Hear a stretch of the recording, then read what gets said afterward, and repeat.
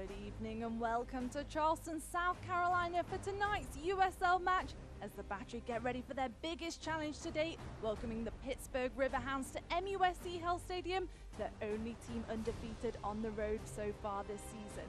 Hey everybody, my name's Poppy Miller. I'll be your host for tonight's game. Alongside me, Derek Broadley. Derek, this is a big test for the Battery. The Riverhounds only lost one game so far this season. One of the players that's played a huge role in that is striker Nico Brett. Yeah, he's on a real rich vein of form right now. He's scoring lots of goals. He's a striker that likes to run in behind.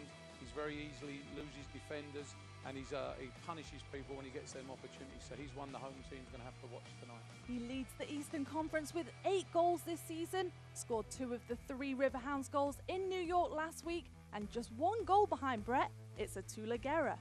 Yeah, Guerra's playing very well as well. We've got 2 strikers tonight who are in great form. Guerra's, scoring goals from all types of goals right now, and he's starting to create goals as well. So he's going to be a real threat and someone that the away team's really going to have to watch tonight. The Trinidad and Tobagan has scored more than half of the Battery's goals this season. He generates the attack and works very well with the trio up top. So we'll keep our eye on him tonight. Let's take a look at where the teams fall in the Eastern Conference standings.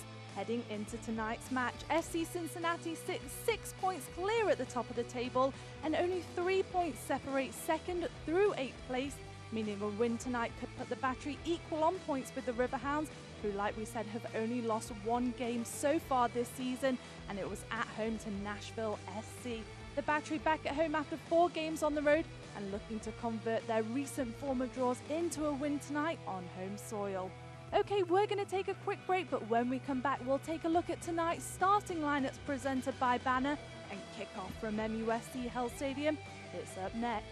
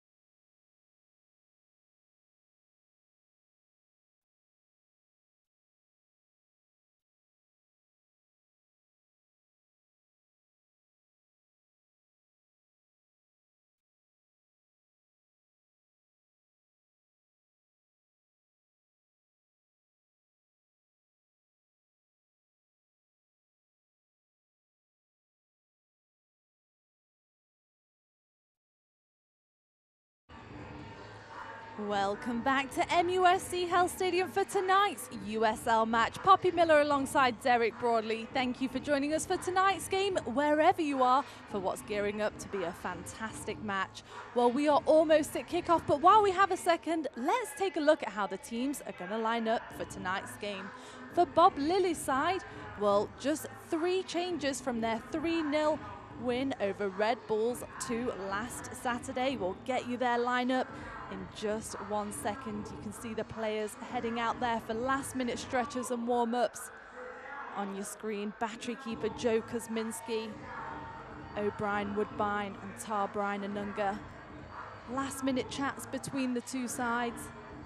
And Here come those lineups. Dan Lind gets the nod in goal. He's conceded the least amount of goals in the USL so far. The three at the back, Adewale, Greenspan and Roberts. The dynamic duo in the middle, Vanku Yasil and playmaker Conrado Forbes. Lee on the left, Dover on the right. And the trio up top tonight, Kerr, Francois in the middle and Jamaican international Romeo Parks. We will keep our eye on them. For the home side though, looking to convert their recent form of draws into a win on home soil. Joe Kosminski starts between the sticks. Hackshaw and Leland, the Trinidad and Tobago internationals. Cush and Skylar Thomas in the back three. Tarbrine and Nunca anchors the middle of the park with Angelo Kelly, who gets his second USL start tonight. Van Schaik on the left, Woodbine on the right, and the attacking force for Mike Anhauser, Kotaro Higashi, Atula Guerra and Gordon Wild up top. Well, Derek, Pittsburgh on fantastic form at the minute, only lost one game so far this season. What's got to be the key for the Battery tonight? Well, I think it's always the front three, isn't it, of the Battery. If they do their work and they put the back four under pressure, you know, they're a real handful when they get going. Their mobility, you know, the way they link up play, you know, when Higashi's running at players, find those little pockets. Gordon Wild's trying to really penetrate with his, you know, straightforward runs at the back four.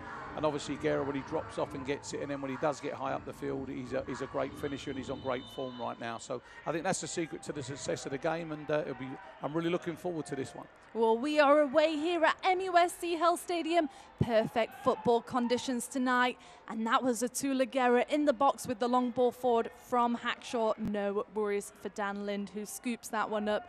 One change we weren't expecting to see, Derek, Nico Brett on the bench for Bob Lilly. Yeah, that's a surprise one. I mean, he's got 2 goals last week. He did come off out the game, so, you know, maybe there's a slight injury and they saved him, you know, or it could be a little tactical thing. But either way, you know, when he comes off the bench, he's going to be a real handful for the home team tonight. He leads the USL in goals this season, just 1 goal behind him, like we mentioned in the pre-game, Atula Guerra, who gets the start for Mike Anhauser tonight. Both these teams very defensively sound as Kosminski rolls that one out to Neville Hackshaw. Kosminski with 4 clean sheets on the season and Dan Lind with the 5. It's going to be a great matchup. Guerra wins the aerial duel. It's Higashi. The Battery on the front foot, looking for Wild through. Pittsburgh getting numbers back in the box. It's Woodbine on the far side. Leland Archer makes his second USL start tonight. The College of Charleston product got his first USL start against Charlotte Independence and fit quite nicely into the 3-man back line. Yeah, no, you know, this is a system that Mike Anhauser's has fallen upon and chosen to work on. And as I said, you know, he can change his personnel around every now and again, but, you know, they've really worked on it in training. You can see they're very comfortable. You know, they manage the ball, they possess it very well. They're not frightened to go long or, you know, diagonally. And it's a system that's definitely worked wonders for them this season. Both teams flick into a 3-man back line. We'll see that from Pittsburgh tonight. But both teams do well to get numbers back behind the ball. Talking to Mike Anhauser earlier this week, he said it's going to take good play, especially on the flanks, to break them down. And the counter-attacks have proven to be a problem in the past for the home side. Yeah, that's one of the, as I said, one of the, you know, for every formation that you play, you know, you gain something, you lose something. You know, when you play without a back four, you lose space wide and you're vulnerable down the wings. And I think what the Battery has done in recent games is they've really exploited that when teams have come visiting. You know, teams now know that the way they play with their front three and they try and set up against it. But they still, with their mobility, here we have Gordon Wild now again, another example, running straight at that back line, which is one of his strengths. Here comes the Battery back 3. Van Schaik wears the captain's armband tonight, the veteran for Mike Anhauser. 2 assists on the season. Likes to get down that left flank. Bit too much on the ball for OB, gets a touch on it, but Dan Lind collects and brings the Riverhounds up. Woodbine, when he comes in, he's a very seasoned player, isn't he? He's been around a long time, and he offers something slightly different out wide. He's got great technique, likes to get forward.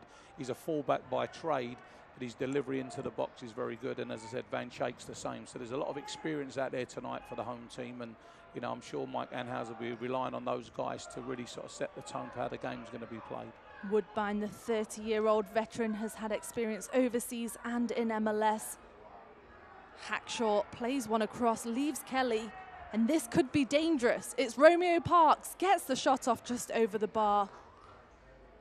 Yeah, that's a worry for the home team there, isn't it? You know, when players get the ball on the edge of the box and they turn and run at them, you know, and that was a case there. It was just fizzed into his feet. Shot was off target, so they won't be too disappointed with that. Van Schaik brings down the possession. Dover picks it from his feet. It's out wide. Francois takes on Hackshaw, puts the ball one way, goes the other, but Kelly comes across to cover.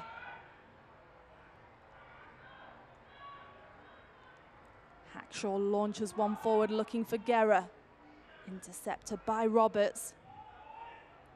Manka Yasil in the middle. Started every game for Bob Lilly this season, the only player on the Riverhounds to do so. And a real playmaker in the middle of the park. We'll keep our eye on him tonight. His first season in professional soccer out of college. Played for Mississippi Brilla for a while, so we'll know Angelo Kelly, who is in a similar boat and also played for the Brilla. Ray Lee launches one forward. And that will bring up a battery throw for Leland Archer on the far side. Leaves it for Woodbine. We know that O'Brien Woodbine has a very long throw on him, which can be very dangerous in the attack, reaching the PK spot. And you can see it there as it's launched across to Hackshaw. Pittsburgh with the pressure. Van Schaik picks a pass into the middle. Anunga waiting for Higashi, but is caught in possession. And now the attack is on at the other end.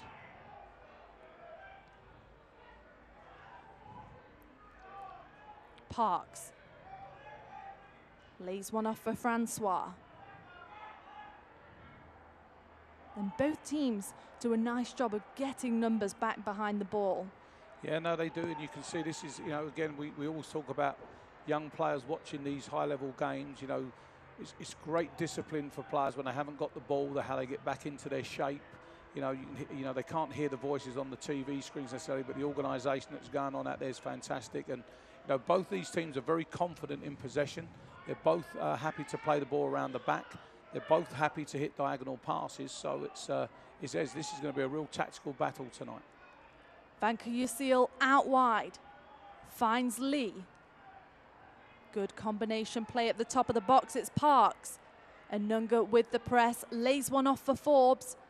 Kotaro Higashi's there to win it. Looking for Atula Guerra. You can see the work rate. We often talk about Guerra dropping back to help in the back line. Yeah, I think this is what the battery do very well when the front three are at it. They force goalkeepers to kick the ball long, and here you go, there's an example there where they get good, clean possession. That work's done by the forwards pressing the goalkeeper and the back players. Tarbrian Anunga wins it in the middle. Roberts gets that one forward. Just appeared in over 100 USL matches. Has a wealth of experience. Will be going against Kotaro Higashi tonight. Neville Hackshaw reads that one nicely, but is forced to play it out the back. Good veteran defending, and the pressure was too much, but the referee has given it the other way. What do you think about that one, Derek? I think the referee's got that one wrong there. You can see Mike Anhauser's up. I think he's saying it's for the first one backing in, but I think if we get a chance to see that again, that's a clear foul the other way there. It's a difficult one because you've got two big boys, you know, wrestling for the possession, both strong, athletic players. And, you know, sometimes you win some, there you go, and sometimes the soccer gods give you the ball back. Battery looking to play it out the back, but forced forward, out of bounds, and now Pittsburgh have the chance to bring it back in. You can see Bob Lilly on your screen there. His first season with the Riverhounds, has a wealth of coaching experience, very good defensively, and of course comes from the Rochester Rhinos, of whom he coached from 2009 to 2017 and has brought 7 players with him, so they'll know his style well. Yeah, you find that with, coaches. Some players like playing for certain types of coaches, and they follow them around their careers and stuff. And especially when you go to a new club, you want some familiar faces around that know your setup, and you can build your team around it. So it's not totally unusual. Yeah, he's a coach that has a wealth of experience at this level, and his team is demonstrating that this season. Somebody that Mike Anhauser knows well. Mike Anhauser been here since 1994 as a player, before transitioning into a coaching role in 1999, and has seen some very consistent to the box. There with the press, the Battery defending in numbers come out on top, and Archer launches one forward to Guerra. Force back to Lind. The Battery getting everybody out the back, getting their shape back. There you go again, so their homework. Anunga for Hackshaw. Combining in the middle, switches it out to Archer. The Atlanta United loanee, Gordon Wild, looking to use a bit of trickery. Now the Riverhounds are on the front foot. Forbes. Banker Yusil. Back to Roberts. Brian Anunga wins it in the middle, looking early for Guerra. Guerra had already taken off, but finds his feet again. It's out wide to Higashi. Higashi cuts one back, and the referee waves a play on, as they can play from Van Schaik's touch. The attack was almost generated there, Derek. I think Atula Guerra was looking for the slip ball through forward. Yeah, again, that was an example. Again, Brian, again, you can see that shows you everything he's about. He wins the ball, drives forward, and he breaks up the attack one way and then sets up the attack the other way. It's a big feature of the game. And again, he's another one who's having a very, very good season this year. And, you know what you're going to get from him every single game, and he's more creative than people give him credit for. Thomas reads the line of the ball. Could have been half a chance, looking for the direct pass through into the box. Woodbine for Thomas. Calmly played out the box. Archer takes space. Looking for Gordon Wild up top. Nicely read by Adewale. Yeah, it's a good attempt, wasn't it? Good movement by Gordon Wild down the line there. As I said, he sort of came short and then ran in behind. And this is the three. I think it is a free kick. I think he just catches him there. I think that's two that the home side have been unfortunate with now. And hopefully that's not a trend for them for the rest of the game. Kotaro Higashi, very agile on the ball. Paid his way to tryouts last season from Japan.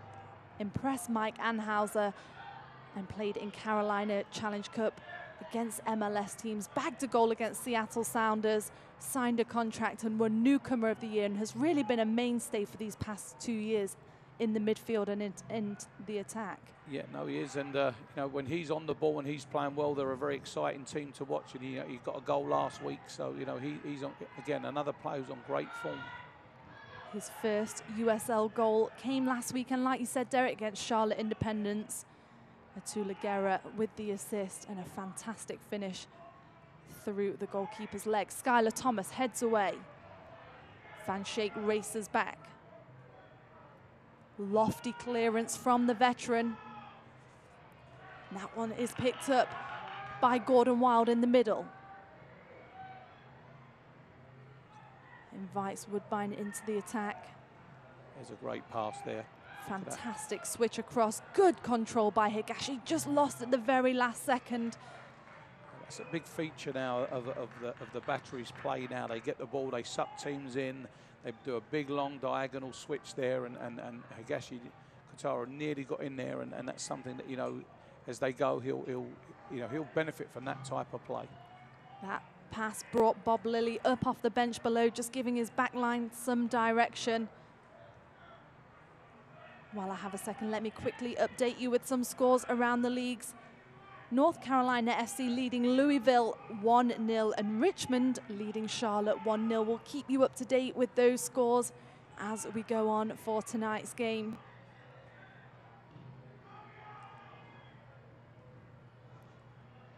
This time the Riverhounds enjoying some possession. Atula Guerra looking to make them pay, and again forces a long ball out the back. Kelly for Anunga. Back to Thomas.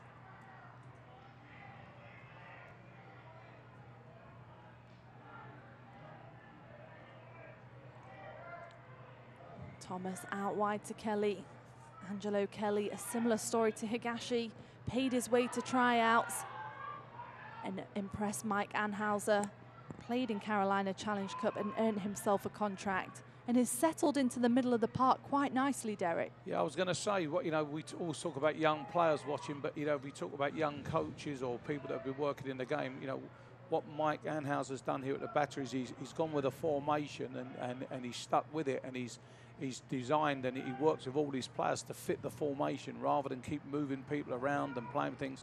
So when he makes a change, people come in, they know how the system's played, and they slot into it very, very nicely. Nice combination play from the Battery. Just a bit too much on that one from Guerra, but right idea. Anunga forced with the challenge. Cleanly does it in the middle. Van Schaik. Composed combination play from the home side. Chip ball forward to Woodbine. Good control. Launches one into the box. Higashi's there. Van Schaik retrieves at the other end. Recycled all the way across. Woodbine can't get a touch on that one. Just maybe a bit too much from Van Schaik. Great delivery into the box there by Woodbine, wasn't it? And Higashi was just there, just a little bit too early. The Battery still on the front foot. It's a nice spell of possession they've had, haven't they? And again, another feature of their, not just their system, but their plays. They move the ball from side to side. As I said, all the back players can play.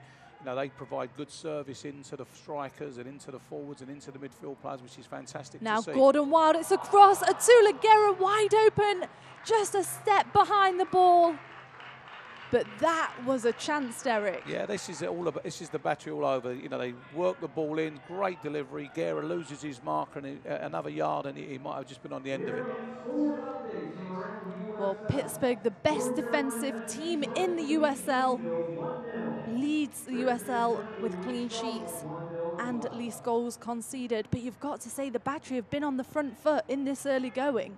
Yeah, definitely. And as I said, they're very, very good at working the ball around. They're very good at moving defenders. And, they can play through little gaps. And they've got players that can actually stand the ball who are very creative. So, this is going to be a big test for the away team. And I'm sure they're not looking forward to coming here. The Battery have got a great home record. And, that comes from working hard and a lot of work on the training ground. Pittsburgh Riverhounds handed the Battery their only loss at MUSC Health Stadium last season at home. I'm sure they will be looking to do the same thing tonight, but the Battery out in full force. It's Kelly in the middle. 1-2 with Hackshaw. The pressure's on from the Riverhounds. You can just see from this angle how defensively organised the Riverhounds are, dropping back into formation from in their own half into the attack. Yeah, again, both teams well drilled, aren't they? They, as I said, two very experienced coaches who know the league, know the players. They know the conditions. They prepare well for games. I was fortunate enough to watch the Riverhounds training last night. You can see a very well coached team. And as I said, the fans get the benefit of that, don't they? You see two very intelligent teams playing good tactical football with some great individual players. Roberts with the clearance again, stopping those balls through on this near side. This could be a chance. It's a foot race. Good control from Gordon Wild. Assesses his options. Lays one off to Anunga. Anunga so crucial in the middle of the park, has such a high passing accuracy. Commentators curse, of course, as I say that. Yeah, he lost his foot in there. It was a right pass, wasn't it? He was going for a big switch again, and as I said, that was just a bit unfortunate. As you said earlier, this high press that they do at times, you can't do it the whole time. It takes a lot out of players, and what you gain offensively, you lose defensively sometimes. So. Again, when they make the goalkeeper kick, I think that, 9 times out of 10, they get the benefit of that ball. Woodbine looking for the second ball. Falls off his feet now, Romeo Parks. So good ball forward. Kuzminski reads it well as he comes forward to collect. Yeah, Romeo Parks got great movement, isn't he? You know, he's one to watch for sure. You know, he's got some very intelligent running. He runs in behind, he runs short. You know, his work rate is, you know, very, very good. And he's supported well in the wings, you know, with Francis. So, you know, again, you can see that they're going to cause teams problems well. Not only do they stop goals, but you can see they've got the ability to score goals too. You're right, the Jamaican international, 3 goals on the season so far. We will keep our eye on him. Interestingly, all of the Riverhounds' goals this season have come from inside the box. So the Battery will be looking to keep them out wide and high. Greenspan out wide to Lee. Vancouver Seal up to Parks. The Riverhounds are looking to get the attack going. Conrado Forbes in the middle. Conrado Forbes leads the Riverhounds in passes completed. Very similar player to Tar Brian Anunga for the Battery. And Maestro over the ball in the middle. Again, if you're the home team, though, you don't mind teams passing, you know, the ball around in the final third, and you know, it gives you time to get your defence and your midfield organised. And as I said, you know, this formation that the Battery play right now, they're very, very well organised. And you know, the biggest problem, as I said, we've spoke about it before, is when teams break on them. Normally, in open play, they're very well organised. They know who to pick up. Joe Kuzminski does a great job organising his back three, and then the 2 holding players, Anunga and Angelo Kelly in this case, do a great job of just screening the back three. So I think the Battery went for a long spell where they didn't concede goals in open play. Last weekend in Charlotte was the first goal that Joe Kuzminski has conceded in the regular run of play. The Battery very organised at the back, as are the Riverhounds, who are looking for the attack. It's Kevin Kerr. Launches one across the box, heads away by Hackshaw. Vancouver Seal recycles out wide. Kerr lays one off to Lee, into the box again. Thomas is forced to deal with it. Long clearance out the back from the Canadian international. Yeah, he was very composed there, wasn't he? He looked like he was under pressure a little bit, but he recovered well, cleared it away. No nonsense defending, get it out, get it further away from the goal, then reorganise. He'll be a big influence tonight because he normally plays right at the 3. Tonight he's playing in the centre. So, you know, it's another little role for him, a little bit more responsibility for him. And, you know, you can see now the people can see on the thing, he's talking a lot, he's getting organised. So a little bit of responsibility on him tonight. So far, he's done very, very well.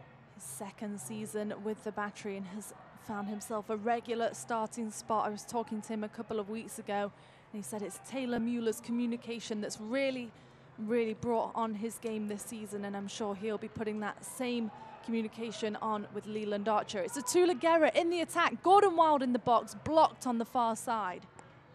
This could bring up a chance for the Battery. It's O'Brien Woodbine trotting across to take it. You can see him just telling his players to get up and inside the box. Yeah, when you've got a player that's got a long throw like Woodbine has, you know, it's a great weapon, and it's something they work on in training. It's almost sometimes as good as a corner, and the delivery sometimes your hands can be better than with your feet. So it'll be interesting to see how they defend it, and 2, what they've got up their sleeve. You can see him just drying his hands there. Absolute javelin throw into the box towards Lind. Calm and collectedly catches that one. The 6'4", 24-year-old goalkeeper comes from Rochester Rhinos to the Riverhounds with Bob Lilly. 5 clean sheets on this season, having a stellar season. Vancouver Seal out wide to Lee.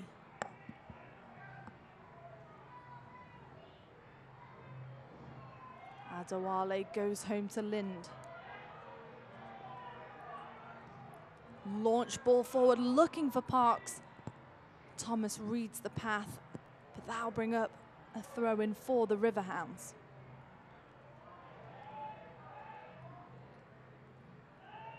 Soccer fans, let me remind you that Select is the official soccer ball of the USL. For the latest Select products and special offers, please visit www.selectsportsamerica.com and receive free shipping on orders over $50.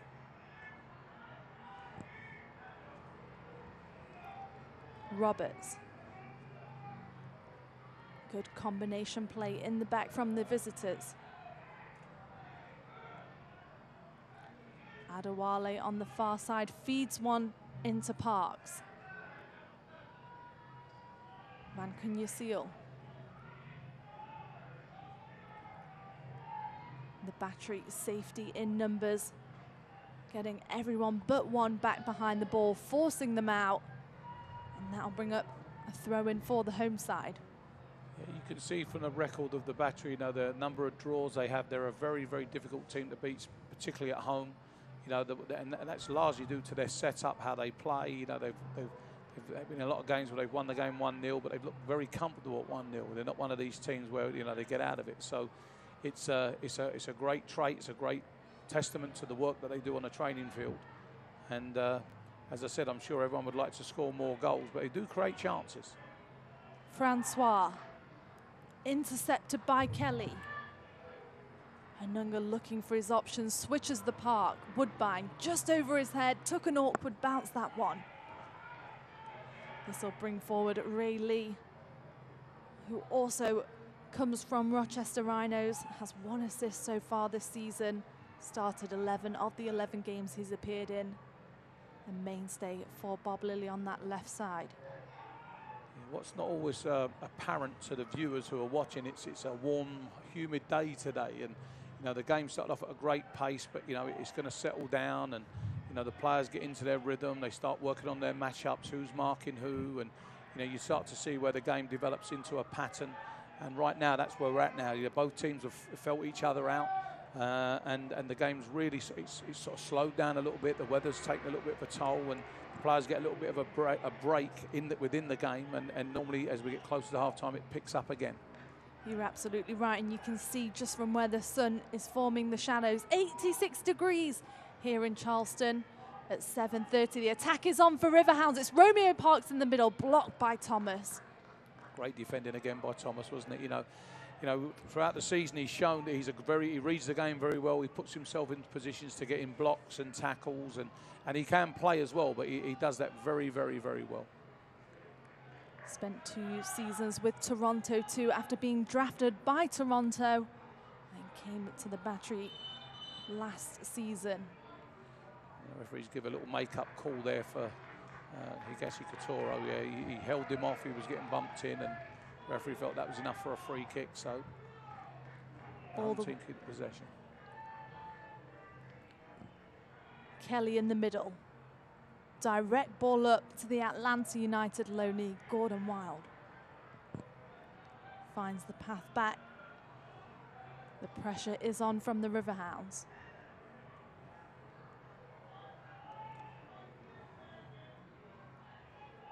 Parks picks that one up, assesses his options. It's Francois. Back to Dover, just forced error from Van Schaik.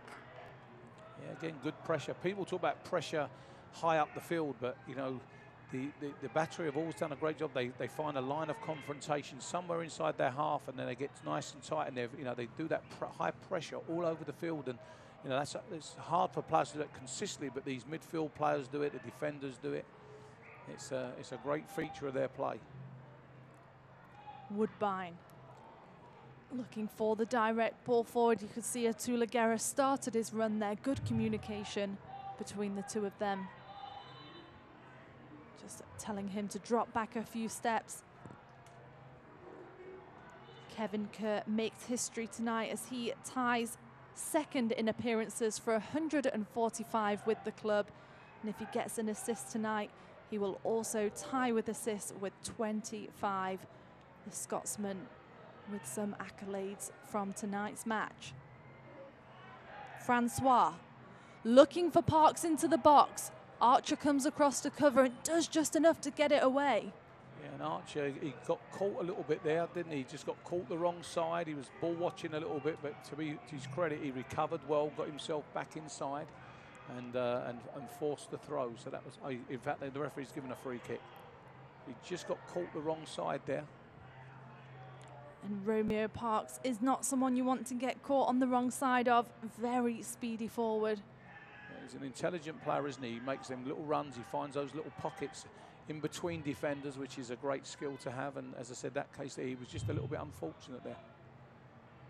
Kuzminski launches one forward. Kevin Kerr to drop off. Tarbrian Anunga with the press. The referee said that's too much. They get it back underway quickly, but brought back travelling ball. But you can see both teams looking to hit on the counter quickly. Yeah, as I said, I think that's the feature of the game because they're so well organised. You know, we talk about transition in soccer, but as soon as there's a transition now, that's when teams are normally their most disorganised because they're looking offensively. And both teams are trying to exploit that. So whenever there's a breakdown in possession, you know, they go straight at them, which is something, you know, they might get some success with. Just out of your screen there, Francois tracking across to the bench quickly to take on some fluid. Very, very hot night here in Charleston, South Carolina in the start of summer. And it's only going to get warmer. It's Francois in the box, blocked by Thomas. Hackshaw gets a touch on it and Van Schaik comes back to cover. Nicely played out from the veteran, runs into some trouble, keeps it in play and just taps out for safety. It was a bit too tight there, wasn't it? And maybe a long outlet pass might have been the better option there. Dover receives the 1-2 from Ontario, Canada. Also started 11 of the 11 games he's played in. Laid too much on Kotaro Higashi. That is going to bring up a free kick for the home side. And again, here we go. Look, Higashi, he puts his body in the way, gets spun around, clear foul. But again, he's for such a small player, he uses his body so effectively to win free kicks both in the defensive third and in the final third. Fans, let me remind you, you can get a player's perspective of all the action around the USL every Wednesday as Tampa Bay Rowdies' Jack Blake hosts the Blake Down on the USL YouTube channel. The game's going through that little stage now, as I said, we seem to see it in most games where the game gets a little bit scrappy, a few silly little free kicks come out.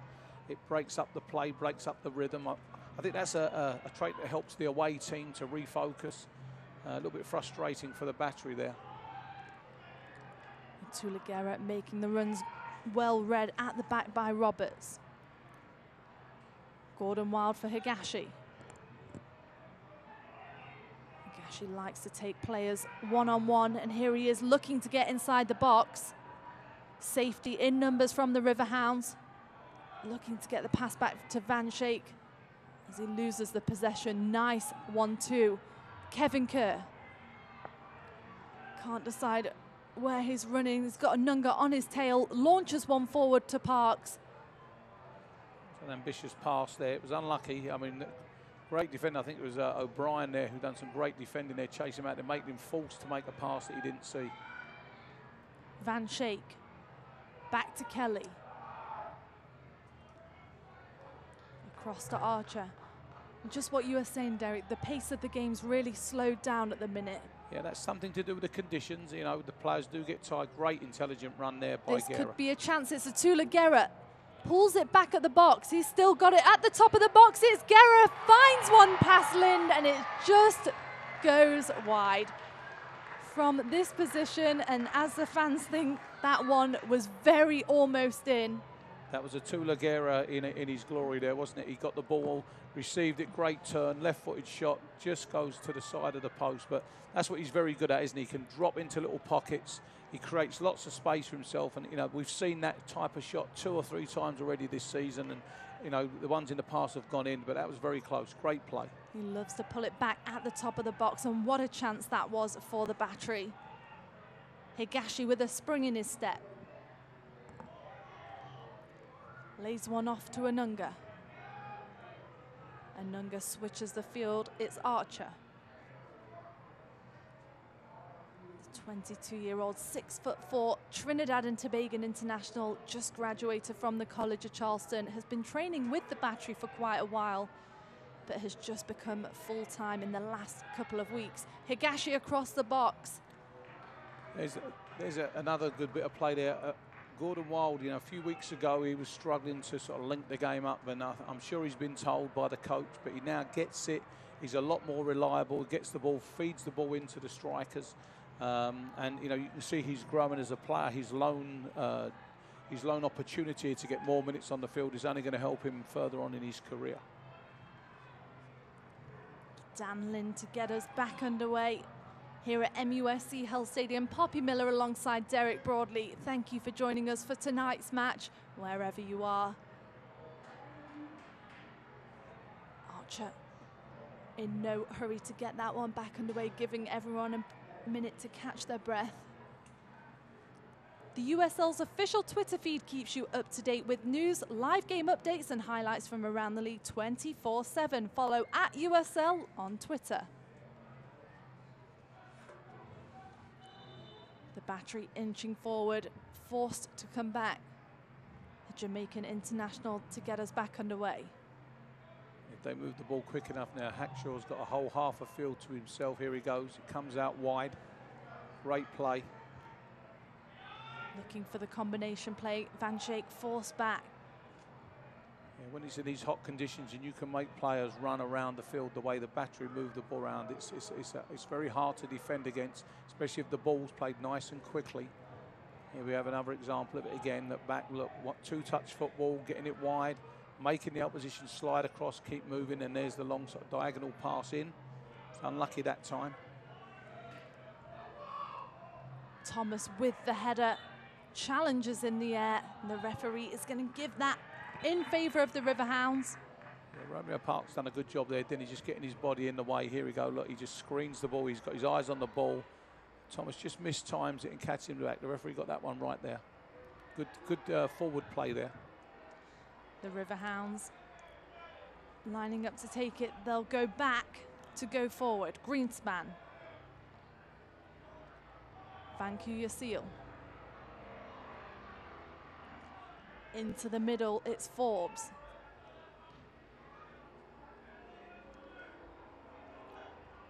This time, Pittsburgh making the Battery do the chasing.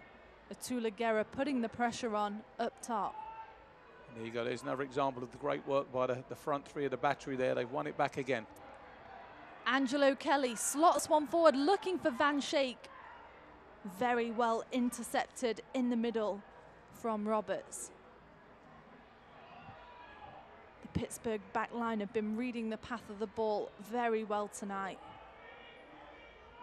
Forbes. Out wide to Dover. He's got a Francois. Hackshaw tracking back. Van Schaik comes across with the challenge. Forbes again looking to recycle. Kevin Kerr. Taking on Woodbine, lays one out wide to Lee, into the box and right on. A chance for the Riverhounds. Slides right across the box. Francois was there, but nobody could get a touch on it. Yeah, I think Dover's the one who gets out. He stretched it. It's a fantastic ball across. It's one that's very hard to defend as it's coming across with pace right across the 6-yard box, because Minsky can't really come out and get it. And the defender's done just enough there to stop the players getting on to the end of it. So good defending, but very good approach play by the visitors. What a chance that was for the visitors. Like you said, Dover and Francois in the right place at the right time, just couldn't get the touch on it. The Battery get away with one. Hackshaw launches one forward. Too much pressure on Wild. Again, good forward play there, isn't it? You get there, you just get your body in the way, you read the flight of the ball, and you draw the free kick. And it looks like Greenspan took an injury, maybe a chance. Hopefully he's not hurt, but maybe a chance for everybody to take on some fluids. I'm sure the players will be. That was just where he was backing in. I think it was just an unfortunate clash of heads there. And it's also sore one when you get it on the back of the head.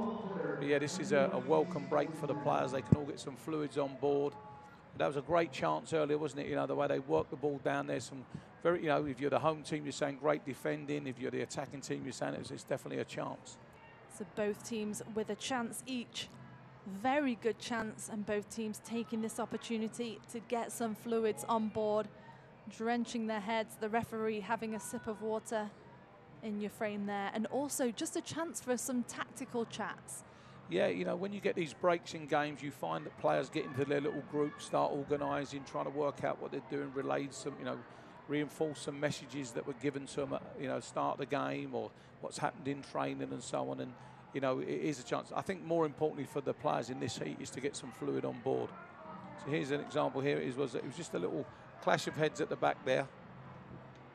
Good play by Gordon Wild, getting his body in the way.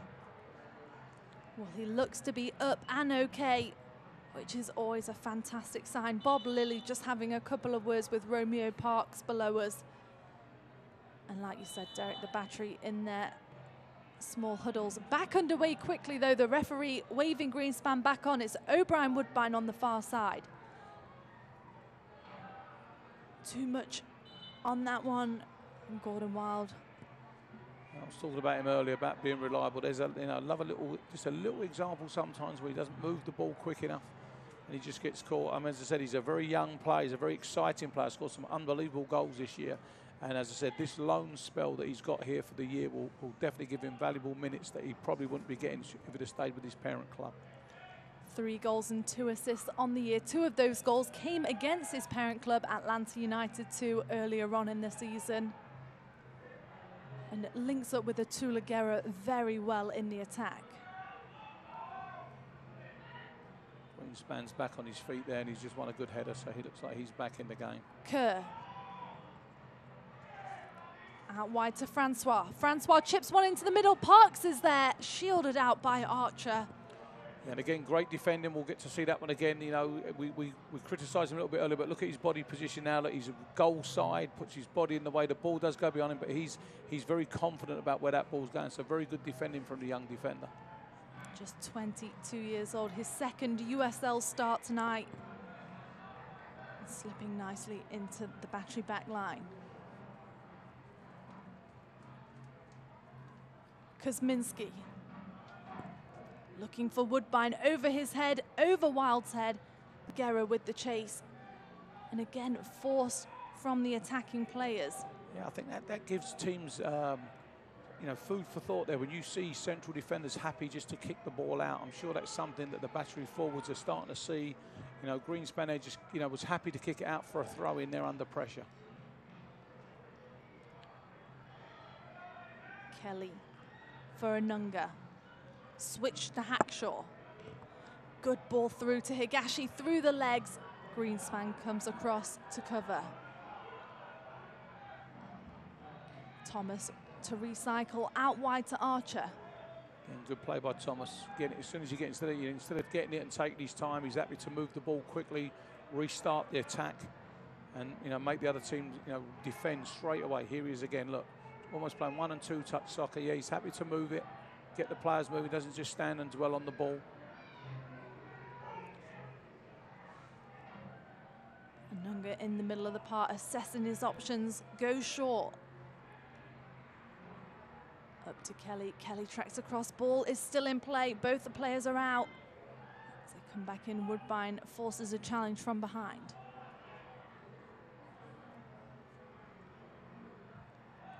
Romeo Parks on the chase. He's got Francois checking into the box. Ground ball in. Gets the ball across.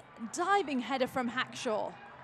And now the attack could be on at the other end. It's Higashi looking for Guerra. Greenspan held his ground well. Hackshaw. Slid off that one. Dover can intercept. Now the Riverhounds with the possession. Forbes.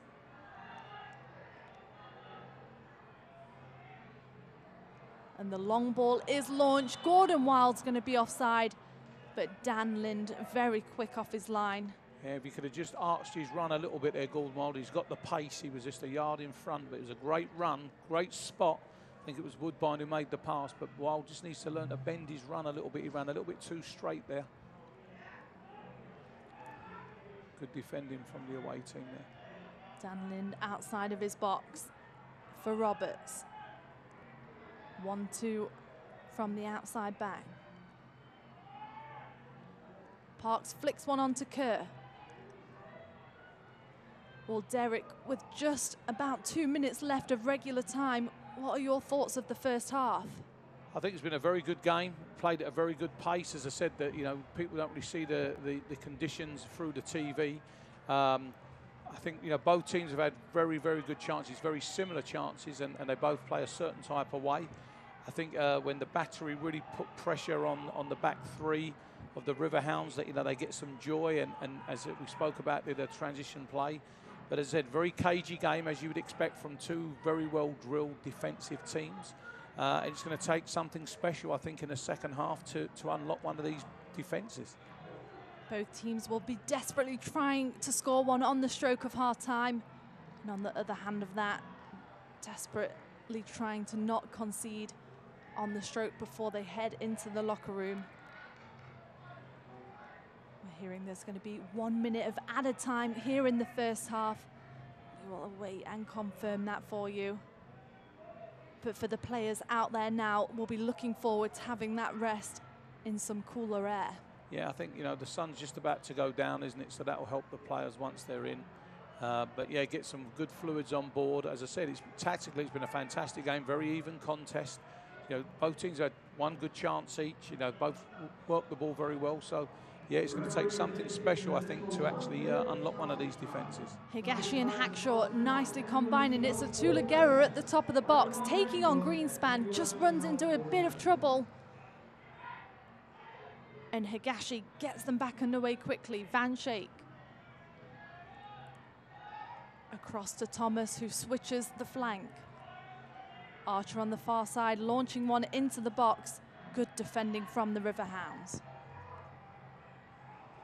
Van Schaik looking to recycle. Small ball to Higashi. Hackshaw's there. Can't find the clear pass through with Dover's interception. Van Schaik across to Archer. You can just see the sun beaming down on that far side. Makes for difficult conditions as well when the sun, of course, is in your eyes. That is going to be all from the first half here at MUSC Health Stadium. The Pittsburgh Riverhounds and Charleston Battery head into the locker room 0-0. We'll hopefully catch up with Mike Anhauser after half-time and hear his thoughts. But he's got to be pretty happy heading into the locker room scoreless. Yeah, no, he is. I think he'll be a little bit disappointed that they haven't got a few more shots on goal. I'm sure he'd be very pleased with how his team's playing defensively. As I said, they've done fantastically well. They've sort of managed to keep the shots down to a minimum. And as I said, his big players do what they're good at. They drop into space, they get into positions, and they've created some very good chances. Well, we are going to take a quick break. When we come back from the break, we'll take a look at around the league and some more halftime content for you. 0-0 here at MUSC Health Stadium. We'll see you in a few.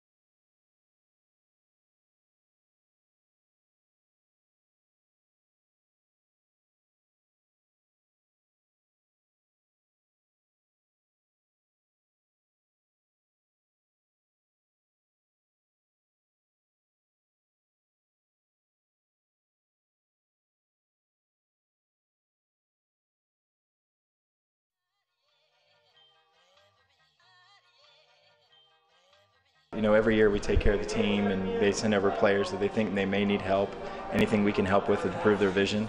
And when we met Cooper, his vision, corrected or uncorrected as he was playing, would be the equivalent of not being legal to drive. So, and amazingly, he was still as good as he was with that type of vision. And so he's the exact reason why we want to do something like this, so we can identify players that can really make a difference. So of course, so people with correction, people with astigmatism, their eyes change, right? That's a pretty natural thing.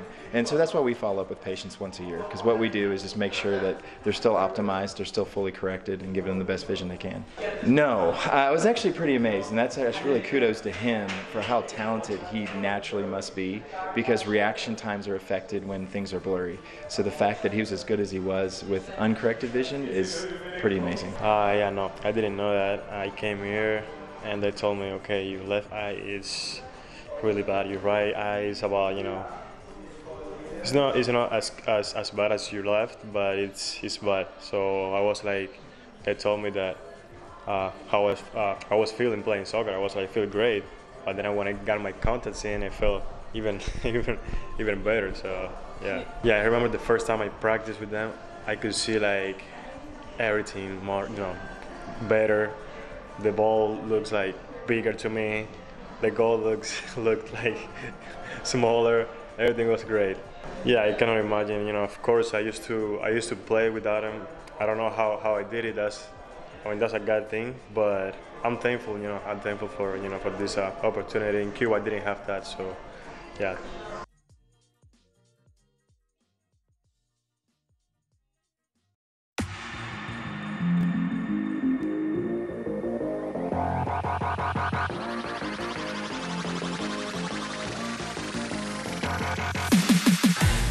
Now Silva! Oh my goodness! What a goal!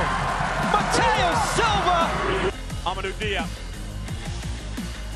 Jason Johnson! You gotta be kidding me! An otherworldly goal from JJ! 2-2 at home. Here the young season, and a golazo from Manu Ledesma. Bourgeois got ahead to it. They score! Surely that's the winner! It's Ropapa Mensah! For Cheney and Johnson! Jamal Johnson does it again! And a goal! And an equalizer! Big save by John McCarthy. Buffon punched away Ranjitsingh. On Sparrow again. Wow. What a save. Connor Sparrow shot from distance. And Cochran with that brilliant effort.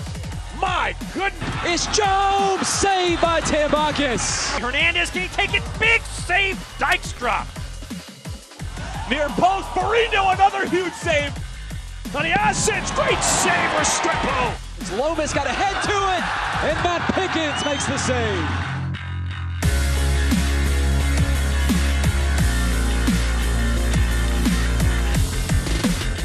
Available, looking for Lomas. Oh! Bound! North Carolina FC! On to the right, Smith. Into the box, headed past McCarthy, and there it is! Steps, strikes, and scores. Benjamar headed, goal! Penn FC! This one will drop to Miller. Miller tie!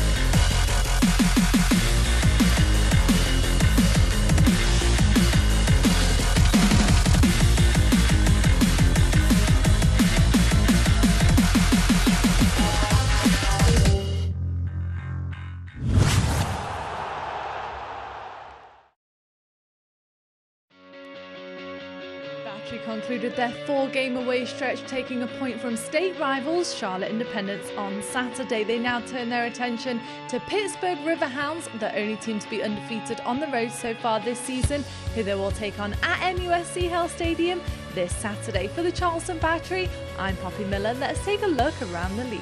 FC Cincinnati remains 6 points clear at the top of the Eastern Conference after taking 3 points from Richmond Kickers on Saturday.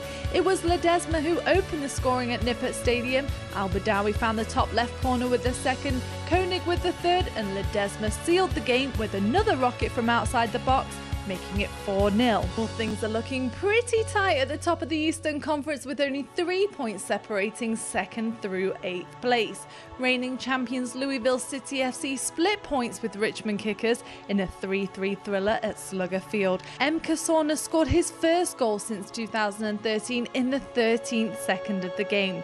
Del Piccolo responded for Louisville in the 9th minute, and after assisting the first, Illich with a free header in the box got on the score sheet and then found the back of the net again, right on the stroke of half-time. But that wasn't all from M. Kassorna, who put Penn FC back in the game in the 63rd minute, and Prince equalised the scoring in the 84th, leaving them with just a point each. Well, that just about wraps up week 14 for us. For the Charleston Battery, I'm Poppy Miller. Welcome back to MUSC Health Stadium. It's half-time here between the Charleston Battery and the Pittsburgh Riverhounds. But while we have a second, let's turn our attention to what's coming up in the next couple of weeks. Non-soccer related, because Major League Lacrosse is coming to Charleston right here to MUSC Health Stadium. In fact, on June 30th, you can catch the Charlotte Hounds taking on the Atlanta Blaze, and it looks like it's going to be a fantastic match. Are you a fan of lacrosse, Derek? Yes, I am. It's a growing sport here in America, and it definitely looks like soccer with sticks. So yeah, I'm looking forward to coming and seeing it. And if you like lacrosse or just maybe want to watch the game, head to charlestonbattery.com for any more information and tickets. It's gearing up to be a great match. Let's turn our attention back to soccer though, because the Battery are heading back on the road to take on Toronto 2, this time to Canada. Kickoff will be at 8 o'clock and the watch party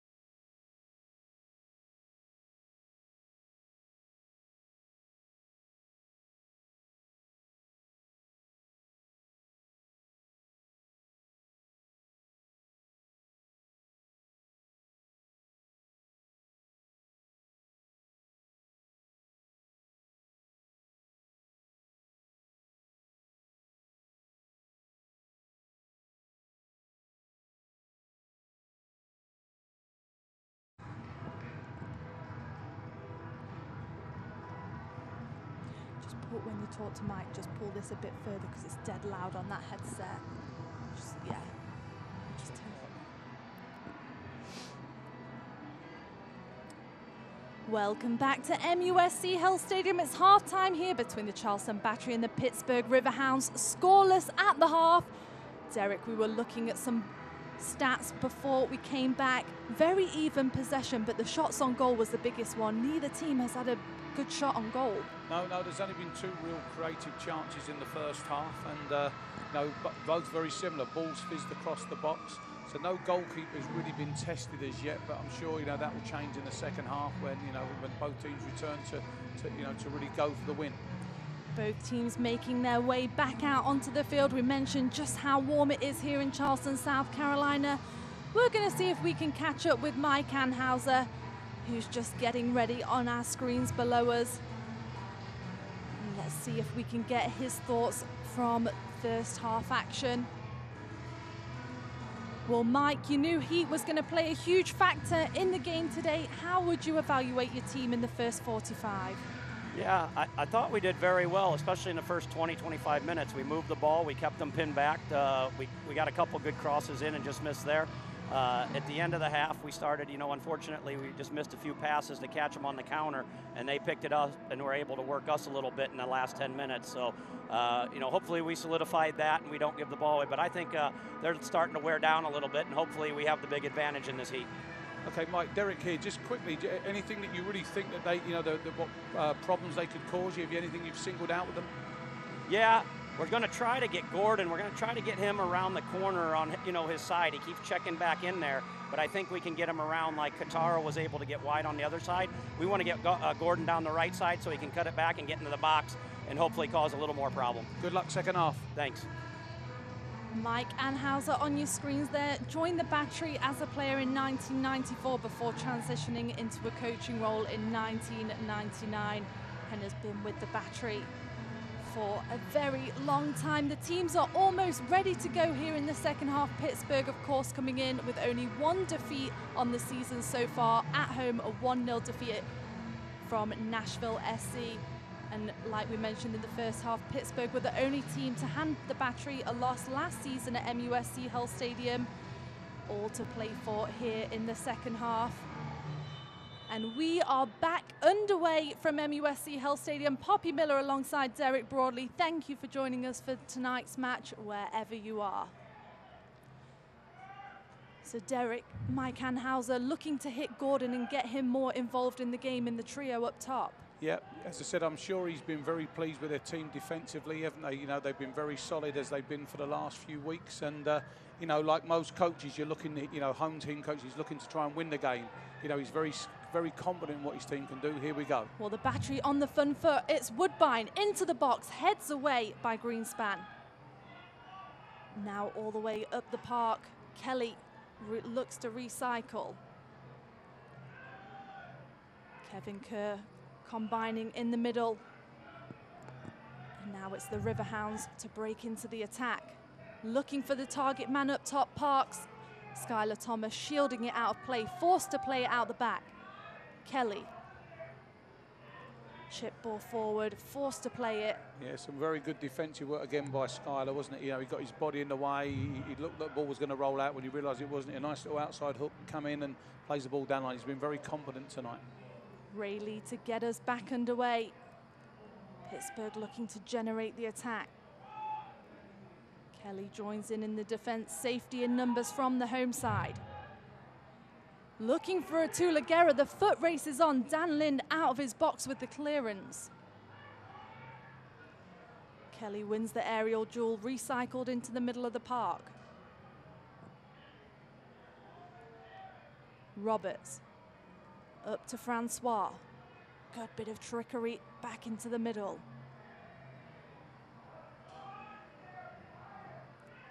Kevin Kerr will be looking to get that assist tonight to tie him second in all time for the Riverhounds. Hackshaw with the pressure. The Trinidad and Tobago composed from the back. Anunga lays one off for Archer. Woodbine joins in, almost is caught, but finds Atulagera. Looking to lose Greenspan. But while we have a second, let's welcome Vic Bettinelli into the booth, who's here visiting at the Battery, head of goalkeeping for Fulham. Vic, welcome in. Thanks, and Poppy. welcome to America. Thanks for having me, Poppy. It's been a pleasure. So Vic, while we get started, this could be a chance. Kotaro Higashi taken down. The referee waves play on. Let's get your thoughts on the first half. Yeah, Poppy, I think it's been a very cagey affair. You know, both teams are trying each other out. You can see both teams have set up with like three at the back, quite defensively. No one really wants to give the first goal away. From a spectator point of view, we probably need a goal from either side to just open it up, you know, to be a little bit more exciting. I thought the right side for the Riverhounds was the most creative side for them, but I think the Battery handled it well with the left back and the left-sided player, who were both left-footed, sort of like defended really well at times against him. This could be a chance for the Battery. It's Atulagera at the top of the box, lays one back to Van Schaik, who delivers the ball in. Woodbine's there, heads away from the Riverhounds. And Atulagera just looking to use his body. The referee's going to bring them back. Well, you're head of goalkeeping for Fulham. What have you seen from each goalkeeper in the first half? Very composed play. Yeah, they've not really been tested except for the couple of balls that have been flashed across the box, which Derek spoke about. I think their starting position has been very good, and it's a difficult one to judge them on the distribution because there's a fear factor at the moment because the game's still 0-0. No one really wants to take a risky pass. Like, you know, we've only got to look at the World Cup the other evening where Carvalho played that ball out the Argentina goal and conceded a goal, so no one wants to do that tonight. Well, 9 of the 11 starters for the Charleston Battery at international. You have got a lot of experience in international football. What is some of the differences that you've noticed in the game from tonight? Yeah, I look at it, it's about people wanting to handle the ball with people on their back. You know, the best players can play with people that are right next to them and can receive the ball. And also, you can see it's really hot and humid, and it's about slowing the game down and then quickening it up. You know, a lot of the best players, you think you've got them marked, and all of a sudden, there's a quick bit of movement. The person on the ball can see the pass. This could be a chance in the box. Kevin Kerr was there, nicely shielded away from Archer. But back to your point, Vic. Yeah, you know, as I said before, you know, you've only got to take your eyes off the ball for a minute at the next level when you get punished for it. There's been some good play in the middle of the park outside both boxes, but that's why the strikers cost you 25, 30 million upwards, because they're the ones who can pull the rabbit out of the hat. Well, this is going to bring up the first corner kick of the game. Tracking across to take it, Canado Forbes. And we know he's got an absolute sound delivery into the box. The Battery taking no chances, pulling all but Guerra back. It's going to be an outswinger from the far side. Vic, you can see Joe Kuzminski organising his box there. How vital is that at times like this? Yeah, massive communication. A lot of players think a corner is a time to rest. But certainly, you know, I like my goalkeepers to be very vocal and organised and put players in position. This is a chance. It's right over Kuzminski, just over the crossbar. And I always think good goalkeepers and good defenders smell danger, you know, and it's a time to really get players on their toes.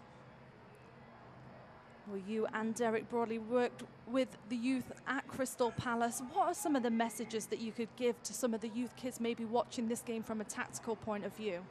Yeah, certainly from a tactical point of view, you've got to win your duels, you know, whoever you're up against. If it's a left winger up against a right back, you know, you've got to be able to cope with whatever their strengths and their weaknesses are.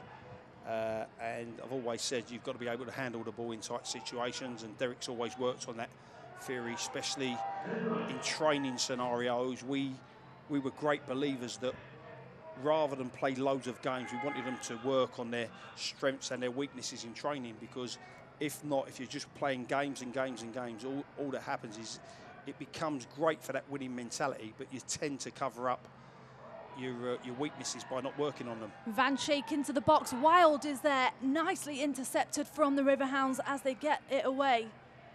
Tarbrine and Nunga looking to recycle. Kerr trying to pick it off his feet into the box.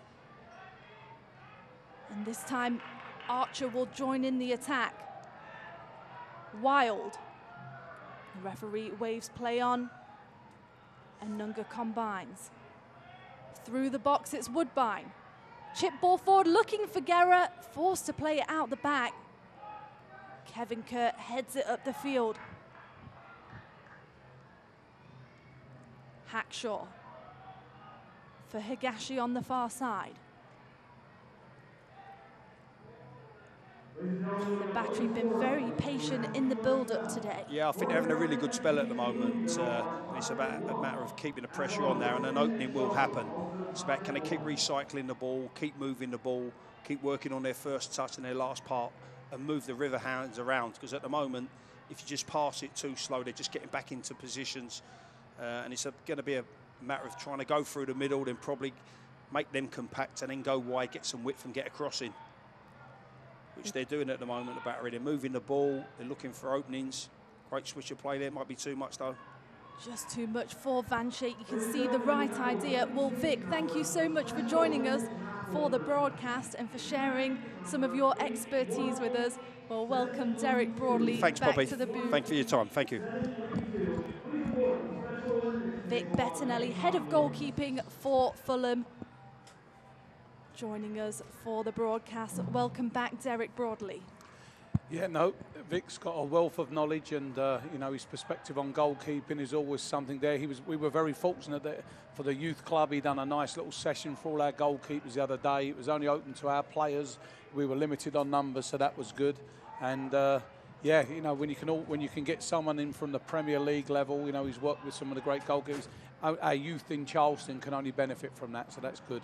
You're absolutely right. And now the attack could be on it. So Tula Guerra pushing Greenspan. Gordon Wild picks up the loose ball. The referee, too much on that one. And this is going to bring up a set-piece opportunity and a real chance for the Battery. Yeah, there hasn't been too many, you know, free kicks in and around the box, but this is definitely within a shooting range, and certainly something that would have been worked on at the training ground. It's at that, you know, that distance now. It's going to have to be a great shot from there, but maybe something they've worked upon. But sometimes when the ball's this far out, you've got plenty more room to get it up and down. So let's see if we get a direct strike on goal. Looks like Wild's over it. Van Schaik's a good deliverer as well, so we've got two people around it. Let's see which one takes it. It looks like it's going to be Gordon Wild, I think. We've got a left foot and a right foot over it. Van Schaik just dropping into the box. It's going to be Gordon Wild, the Atlanta United loanee, to take it. 3 goals on the season, 2 assists. His first season with the Battery. And it's a straight strike into the top. It looked like it touched the line. Greenspan comes away and covers the second ball, but what a strike that was. That's fantastic. He's actually been he's been guilty there of being too good. It was perfect, wasn't it? Hit the bar, came straight down, and you know, to credit the defender there, was it Greenspan, for being the first one in there. You know, you'd like to have seen that as being one of our, you know, one of the Battery players, I should say. But what a great free kick. Well, we don't quite have goal line technology, but I think it was just outside of the goal, but a fantastic strike. That's going to bring up a corner for the home side. It's going to be Wild to take with the in-swinger from this near side. Heads away at the near post. You've just got to miss that front defender out there, but good delivery again. Looking to recycle into the box. It's at the back post. Skylar Thomas is there. Atula Guerra deflected. Skylar Thomas, the centre-back, has scored the Battery's only aerial goal this season against Bethlehem Steel from a set-piece. And Kuzminski just forced to clear that one. Mike Anhauser up off his bench, not happy with that clearance. No, but 2 good deliveries there by Wild, wasn't it? Fantastic balls into the box, creates chances for people. And, you know, the Pittsburgh Riverhounds were just, you know, happy to get that ball away there. And, you know, as I said, it's been a great little spell for the Battery since half-time. And, you know, I'm sure they'll be looking to see if they can get that breakthrough very soon. 85 degrees here in Charleston, South Carolina. A very warm night, only going to get hotter as the summer arrives. Poppy Miller alongside Derek Broadley. Thank you for joining us wherever you are for tonight's match. Hackshaw wins the second ball, goes home to Kuzminski. Very intelligent play there by Hackshaw, wasn't it? He knew he was under pressure. Ball's up in the air, and he had no problem just heading it back to his goalkeeper just to take away the sting out of the game. One of the things that both teams have done well tonight is convert from their back 3 into a back 5 almost.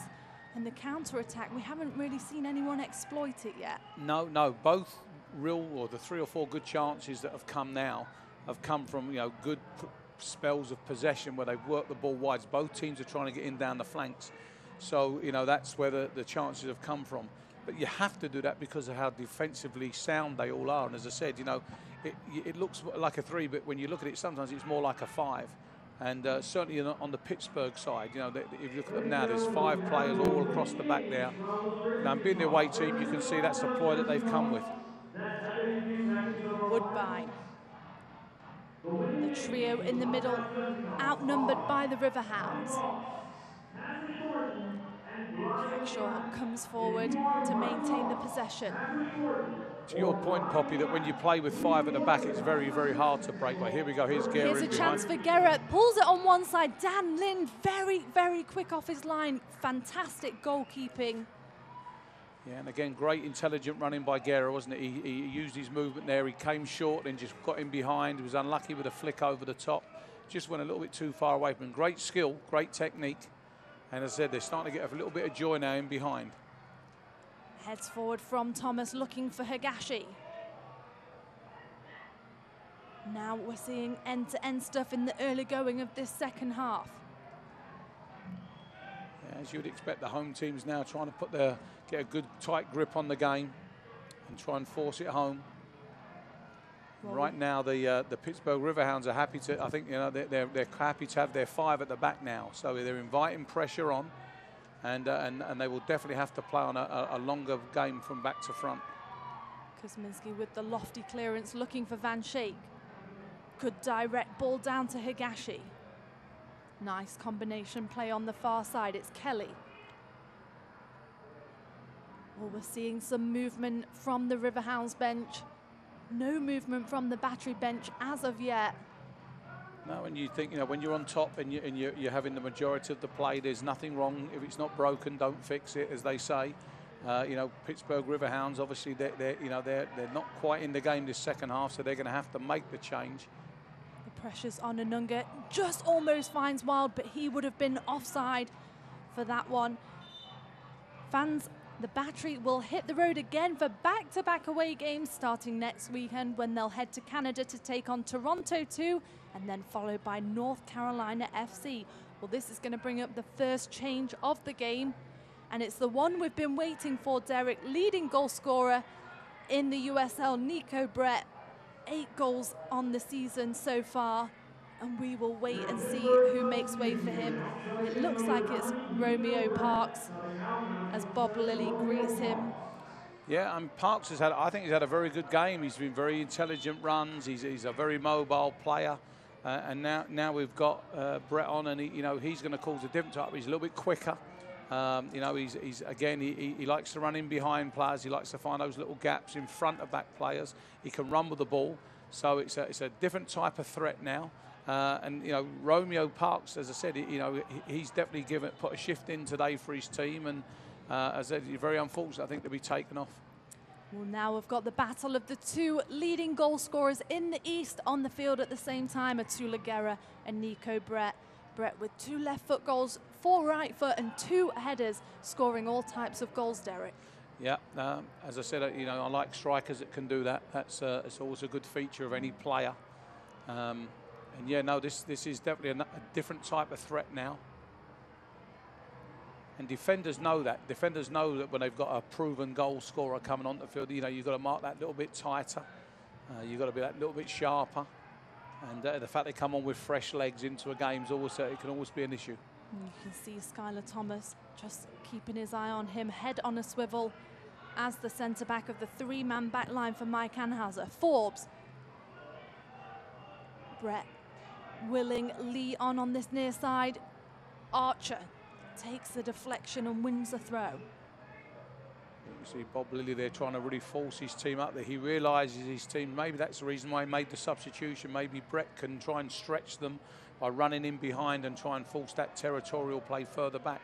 This might help the Battery, because now as they push higher, they'll leave bigger gaps in behind, and it opens, as Victor said, it might open the game up a little bit more for both teams.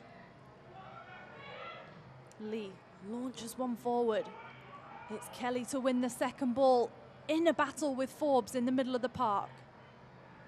The referee waves play on. Not had too many stoppages from the referee tonight. No, had that little spell, didn't we, where we had lots of free kicks. This could be a chance for the Riverhounds. Into the box, nice and safe from Kuzminski. Kuzminski having a fantastic season. We mentioned earlier in the broadcast, gave up his first goal in the regular run of play last weekend away to Charlotte Independence, but has registered 4 clean sheets in 9 starts. That's not bad, Derek. No, that's good. Goal, as I said, we've always said it in the past, you know, goalkeepers see clean sheets, as strikers see hat-tricks. And, you know, Joe being a new goalkeeper and coming in, he'll be very pleased with his record. Forbes to Kerr at the top of the box. Kelly comes across to cover. The pressure is on. Van Kuyasiel wins the corner, and now this could be a chance for the visitors. Kevin Kerr comes across to take it. He leads the Riverhounds in assists this season with 4. And if he gets one more, he will be tied for all-time assists with 25 in his career for the Riverhounds. It's going to be an in-swinger from this near side. Kuzminski organising the box. Delivery away at the near post. So important to miss that first defender out when you're whipping that ball into the box. You know, and if you're a central defender that's run 80 yards up the field and the ball doesn't go, you know, I'm sure there'll be a few words in the ear of the deliverer there. So Kerr's definitely going to get a few complaints from his centre-backs who have gone all that way up there. And as to your point, Derek, very dangerous for teams to hit on the counter when it's away at the near post and still in play. Yeah, especially in these systems. That's going to bring up their second opportunity, this time from the opposing side. And straight away, the substitution has just changed the game. You know, when the substitution was made, the Battery had a lot of offensive play, they had a lot of territorial play. Just by bringing Brett on now, it's gone to that situation now where they've sort of pegged them back in now. Now they're on the front foot a little bit, 2 corners very quickly. And this time it's going to be Canardo Forbes with the outswinger from the far side. His first season with the Riverhounds comes with Bob Lilly from Rochester Rhinos in at the box. And Joe Kuzminski pats that one away. And another chance for Pittsburgh. It was Greenspan with the header, the centre-back. Yeah, he's a big boy, isn't he? So there you go, there's the quality. They missed the first striker out. Great header, look, textbook header, heads it down, Kuzminski gets down, but he also had someone on the post, so just in case he didn't miss it. It's a great organisation there. It was a battle of height in the box. You can see them head-to-head again. Another solid delivery, this time heads away by Hackshaw.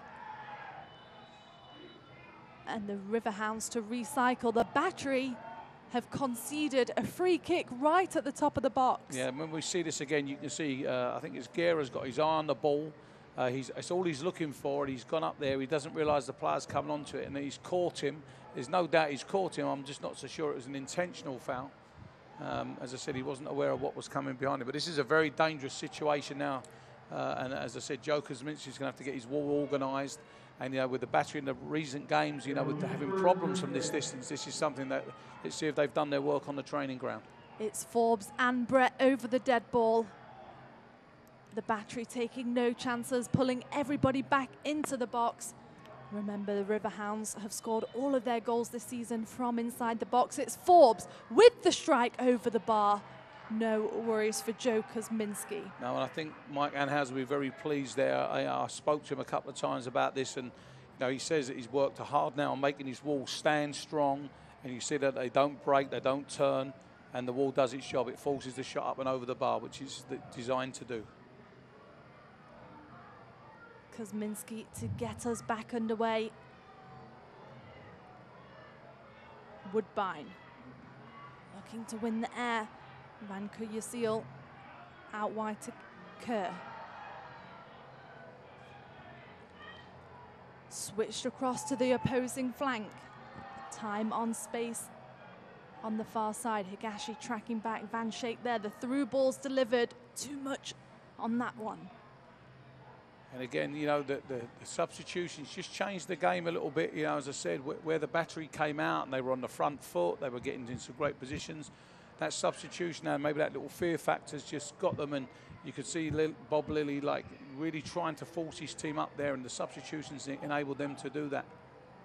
We're seeing some movement below us from the Battery bench now. Everybody up and warming up.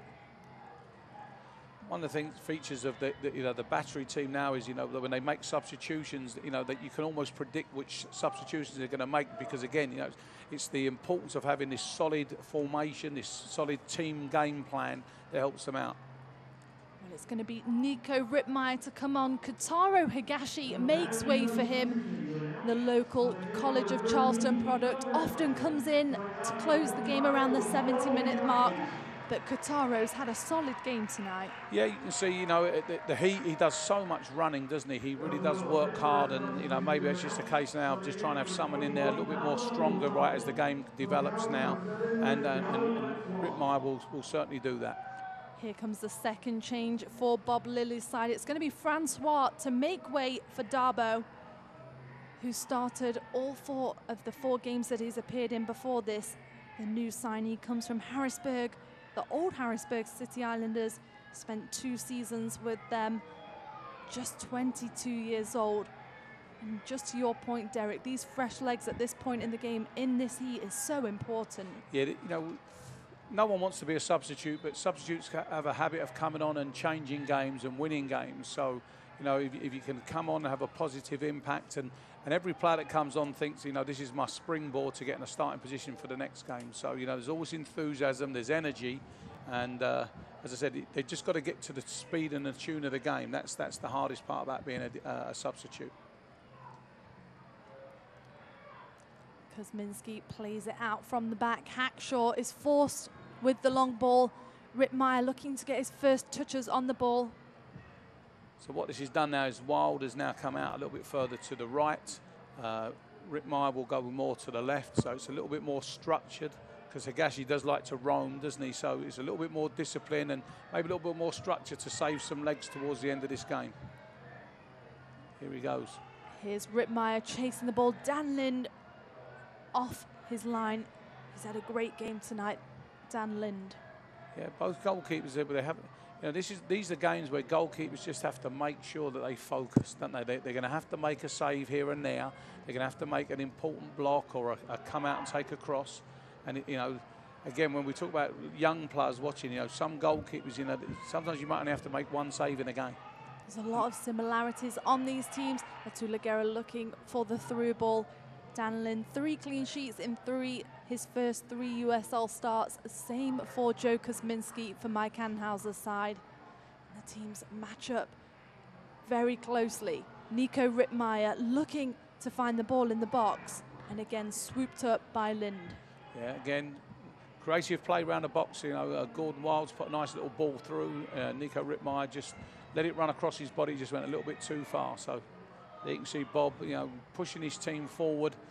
He's back in the game now. They had a little spell where they weren't. They're back in it. Good coaching.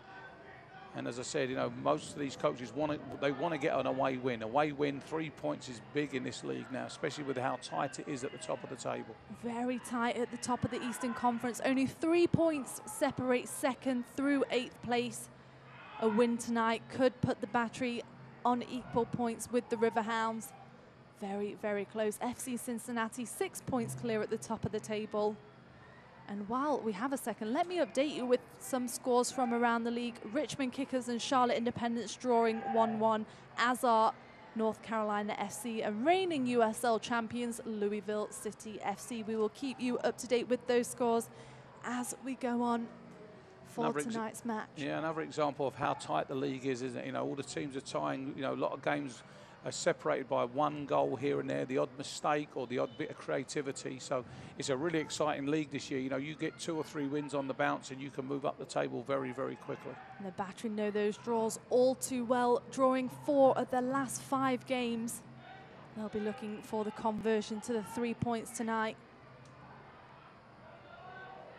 Anunga goes back to Archer.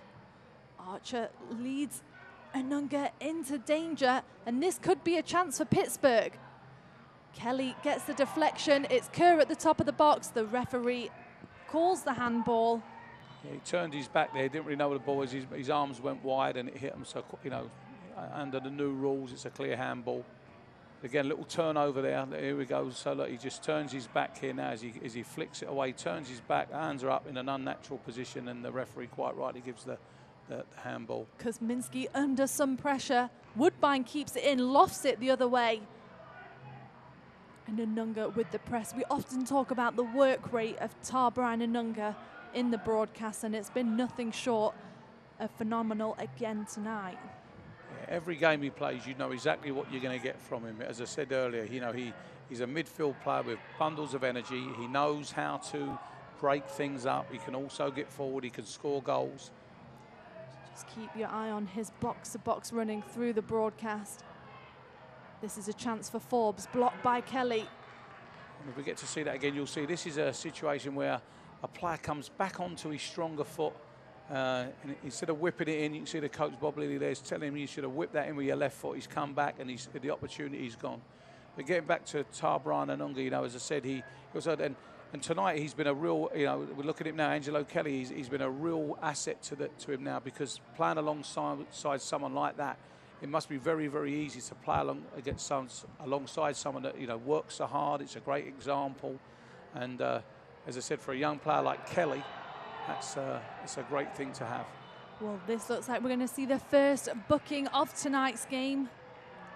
The referee putting down his spray. That one was too much on Nico Rittmeyer. This is a clear booking, isn't it? You know, Nico Rittmeyer's got him behind and he's just dragged him from behind, pulled him back, and the referee quite right, he's going to give a yellow card. So that is a yellow card. So here we go. Look, see, Nico Rittmeyer gets in behind him quite clear. You see the arms come across, pull him back. Yeah, no hesitation there. Good call by the ref. Bob Lilly on your screens there. Pittsburgh Riverhounds head coach. First year on the job. And this brings up a chance for the home side. It's Van Schaik over the dead ball. Solid delivery into the box, heading towards the back post. Archer and Skylar Thomas, into the box. Hackshaw recycles from the throw. Good intelligent play there by Anunga. Goes home to Kuzminski. Reset from the home side. They've got numbers in the attack. Greenspan with the solid header. Now this could be a chance for the visitors. It's Forbes. One-on-one with Hackshaw. Chips one into the box looking for Kerr. Heads away by Kelly. Brett keeps it in play. Lays one off for Forbes at the top of the box. Deflected by Kelly, who's put in a solid shift defending. Yeah, I was saying earlier, as I said, he's playing alongside Anunga, so he's picked up some of his traits, and he works hard, runs around, gets around the field very well, breaks up play. Very similar players, and I'm sure, you know, that's a very healthy asset to Mike Anhauser now. Because he's a young boy who's come into the team, isn't he? And he's now coming, he's had a couple of games on the spin, so his confidence will be high. And, you know, his performance warrants his selection. I mean, he's come in, done very, very well.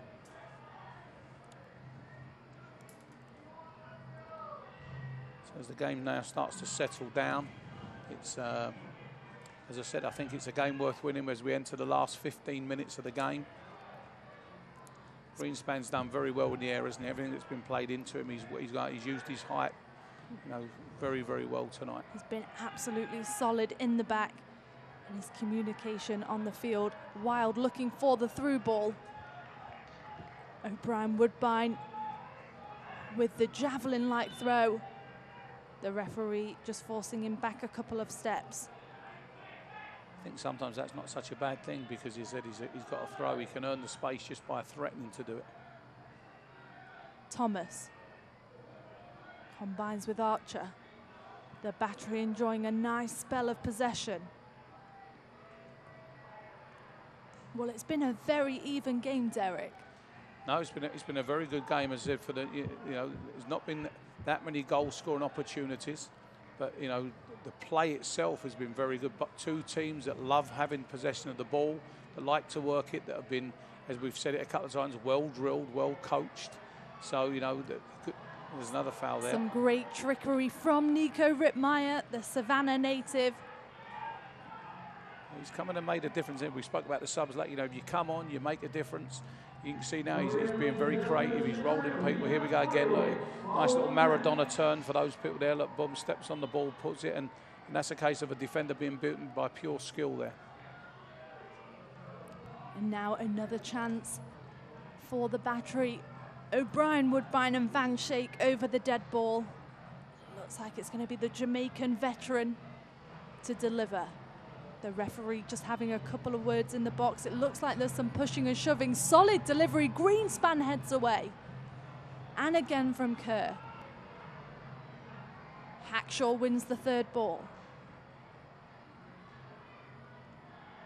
Woodbine sending a long one down the flank. Kerr out the back for Pittsburgh. Ray Lee. Ray Lee taking his time and space, switching the flank, nicely read by O'Brien Woodbine. O'Brien's done great there, isn't he? He's seen that Hackshaw's further up the field. He's just slotted in, and look, he's stayed there now. Look, he's the third centre back. Here he is now. Now the chance for the Riverhounds is on. It looked like Atula Guerra got the touch on that one. That could have been quite dangerous, Derek. Yeah, no, that was it. It was a great toe in, but it's one of the ones that could catch you out of there. So he's gone back. Look, loved the work rate, and he's just towed it out. But it went, you know, Kuzminski had it covered, I think. But you know, just again another aspect of Guerra's determination to get back and do his defensive work. Great to see. Safety first from the Trinidad and Tobago. Poached it off his foot. Now Kevin Kerr on the far side with an outswinger. Kerr with the delivery towards the PK spot. Thomas heads away. Van Schaik with the press. And both Wild and Guerra, just a bit of miscommunication. And recycled into the box. Hackshaw gets a touch. Very composed out the back. You can see Tarbrine and Nunga's strength on the ball. The fans enjoying that trickery. And again, Lind very quick out of his box to cover. That one didn't make it out of bounds. Tarbrine and Nunga's there again. Again, great play by Nunga, wasn't it? And the goalkeeper with a great starting position.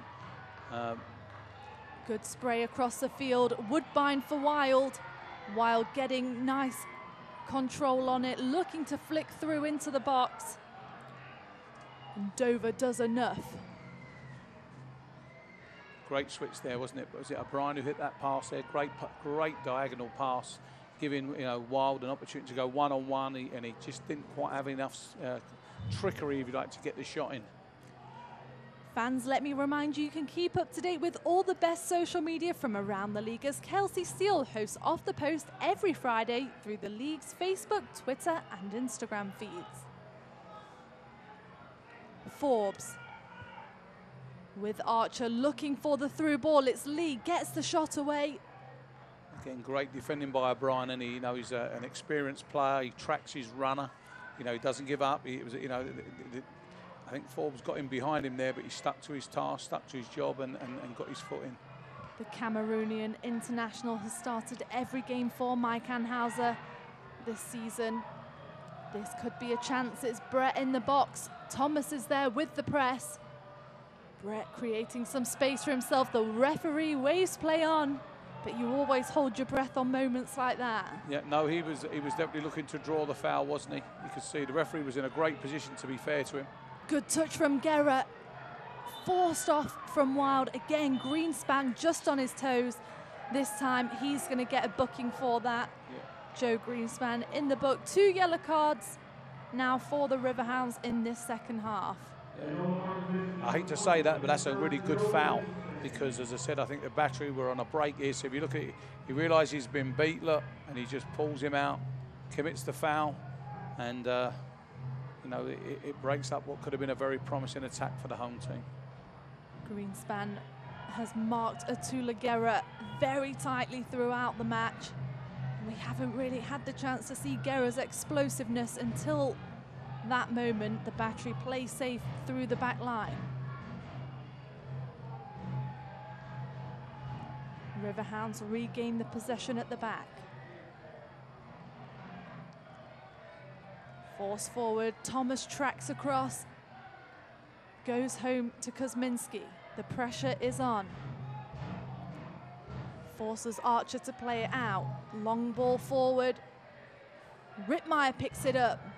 Just beaten to the ball. Angelo Kelly, good agility in the middle of the park, lays one off of Van Schaik.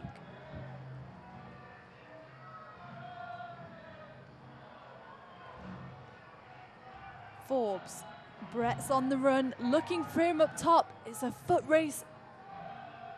See the pace on Brett. Keeps it in play. This time it's Kurt into the box. Good hands from Kuzminski. Quick play from the battery, seeing the gaps. As the players get more tired now, Pop, you can see they're trying to go from back to front a little bit quicker. You know, so here's another example there, that longer ball, trying to play and exploit that space in behind the defenders. And, you know, with defenders getting tired, you know, they're having to turn around, face their own goal. That's a difficult one. So it's a tactic that both teams are trying to enforce in this last sort of 10 minutes. We're going to see the second substitution for Mike Anhauser. This time it's going to be the Jamaican O'Brien Woodbine to make way for Jay Bolt, who returns from injury. And he had a solid first half of the season, a straight swap on the flank. Yeah, I think he's a little bit more defensive-minded, isn't he? So, you know, that sort of just shores up the tech. And, you know, O'Brien's, he's only played like the last couple of games. He's still getting his full match fitness. It always takes you a few games. But, again, you know, it's a straight swap. Nothing has to change. It's just a different personnel. And if anything, you know, it gives them a little bit more defensive cover.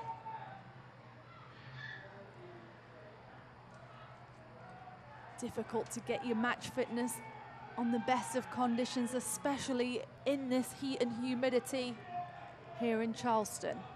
Poppy Miller alongside Derek Broadley, thank you for joining us for tonight's match, wherever you are.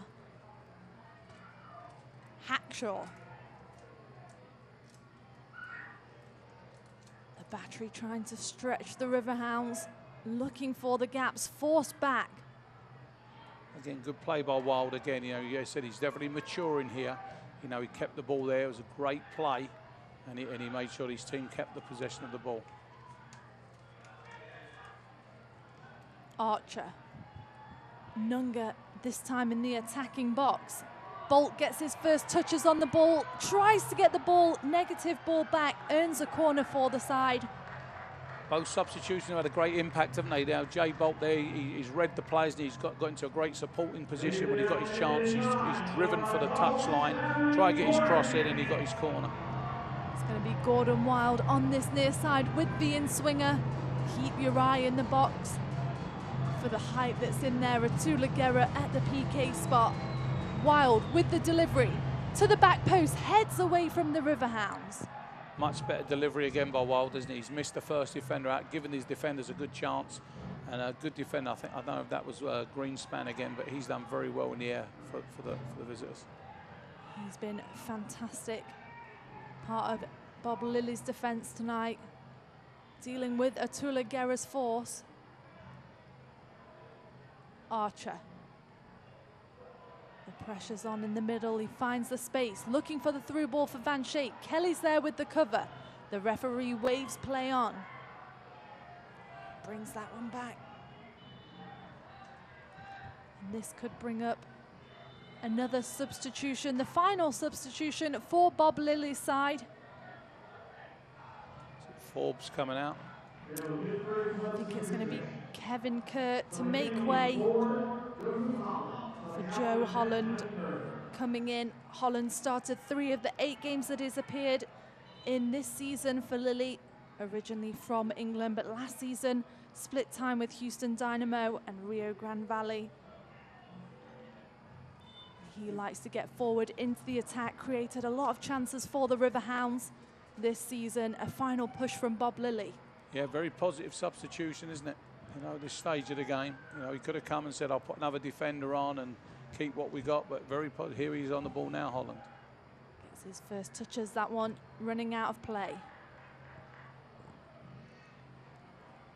About 3 minutes left before stoppage time here at MUSC Hill Stadium on a very hot and humid night. 0-0 is the score. Hackshaw sends one down the line. Holland. Vankuyasil takes his space, switches out wide. Canado Forbes at the top of the box. Rayleigh to recycle. The ball's chipped in. This time Van Schaik lays one off for Kuzminski. Good communication. Yeah, Van Schaik said he's using all his experience there, isn't he, just to usher the game. And I think we might see one more throw of the dice from Mike Anhauser, with Swanson. Looks like he's going to come on for the last couple of minutes. See Ian Swanterson putting his kit on. Below us in the dugout for the last couple of minutes of the game. Archer for Anunga. Guerra's on the run. Just wants that in front of him, slowed his pace down. And Greenspan again will bring the Riverhounds out of the back into the attack.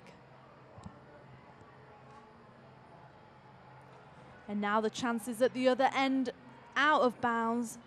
And this is going to bring on the substitution, Ian Swanterson, the 6'6" former Tulsa Roughnecks leading goal scorer for the Battery, makes way on, and it's the Atlanta United German, Gordon Wild.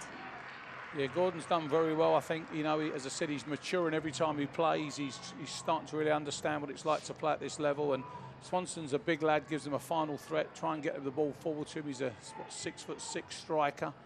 And as I said, you know, great one to have on for the last couple of minutes. Ian Swanterson with a goal and assist so far this season. Looking to close this one out for the Battery in the attack. Hackshaw. Well, would you say, Derek, if the score's to remain the same, that it's quite a fair result? Yep, it's two very good, well-drilled teams. That could be a chance. Holland punishes Kelly for the mistake, keeps the ball's through to the box. Good defending from Skylar Thomas. Yeah. Probably the first mistake Angelo Kelly's made. I think it was a little bit of a slip first. And now the game really is opening up. It's Nico Rittmeyer one-on-one with Danlind, lays it into the box. Swanterson wasn't quite there. And Mike Anhauser pulling the Battery up off his bench underneath us. And now the game has really opened up, Derek, in these final few minutes. Yeah, players getting tired. You know, they can see the end of the game, and, you know, you can see there was a great break by Nico, wasn't it? And he just quite couldn't find that pass. I wonder if he had it again, he would have just tried to prod it past the keeper. He tried to be unselfish.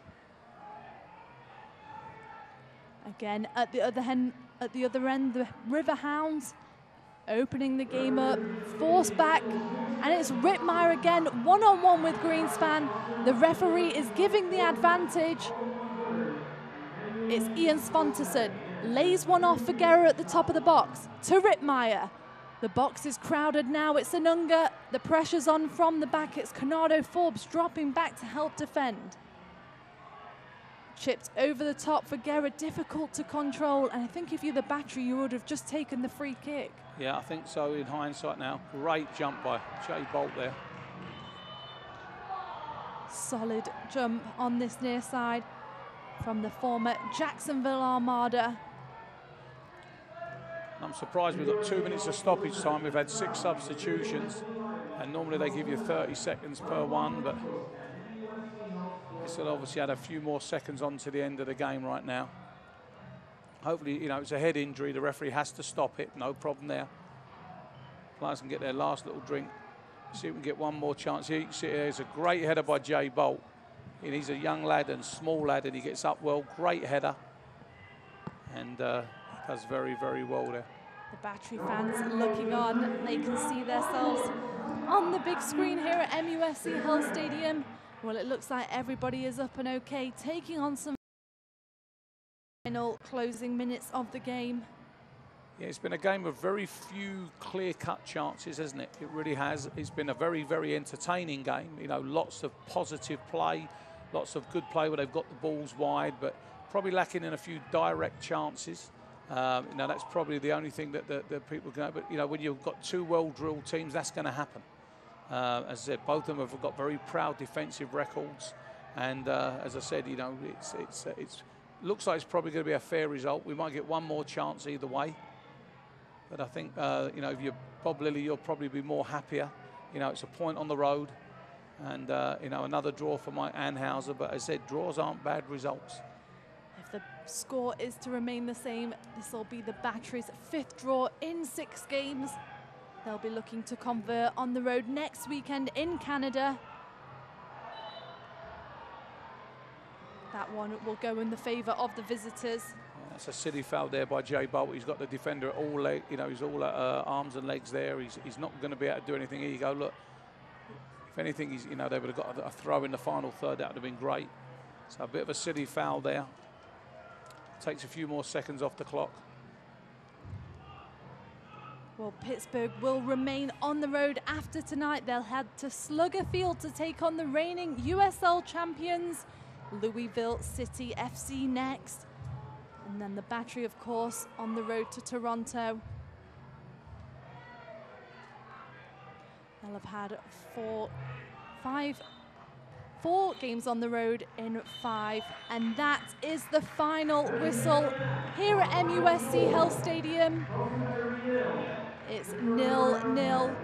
And like you said, Derek, quite a fair score. You can see Mike Anhauser on your screen there. Bob Lilly walking out to greet his team. Adewale and Atula Guerra just exchanging hugs. And that's one of the things about this level. You get to know the players. Yeah, no, I think it's been a real good game is, you know, there's some very positives from both teams. I mean, I'm sure that the visiting team will be very happy with their defensive display. Mike Anhauser will be very, very happy the fact he's gone with different personnel at the back, which I know has always been a worry for him. And as I said, you know, Angelo Kelly's had a fantastic game. He's cemented himself into the starting lineup, so that's good. And as I said, at the end of the game, I think you've got to say it really is a fair result.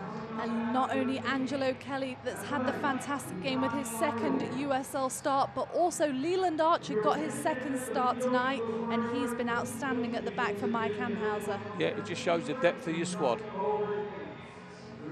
Well, let's see if we can take a look at some highlights from tonight's match. As you said, Derek, not too many clear-cut chances on goals, but let's take a look. Yeah, as I said, some great balls that were fizzed in across the box. You know, a lot of things that went just either side of the goal. You know, neither goalkeeper had to really make a great save. There was just a lot of nearly chances that went on. So not a great one for the fans in terms of goal scoring opportunities, but really good in terms of how they did it. Well, that is all from us here at MUSC Health Stadium. On behalf of Poppy Miller, the entire broadcast crew, thank you for joining us. We'll see you next.